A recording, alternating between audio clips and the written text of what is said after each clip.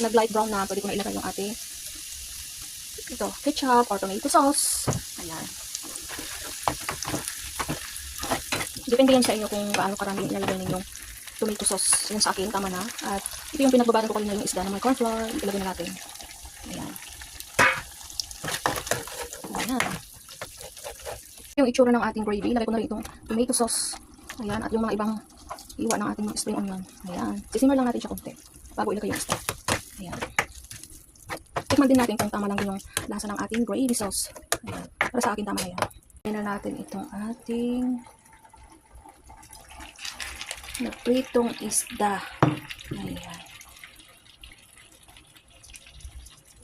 Pritong isda. Siyempre, gently lang natin imimix yung ating fish. Ating sweet and sour fish. Ayan.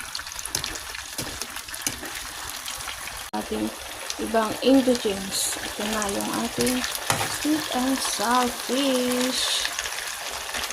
Ayan.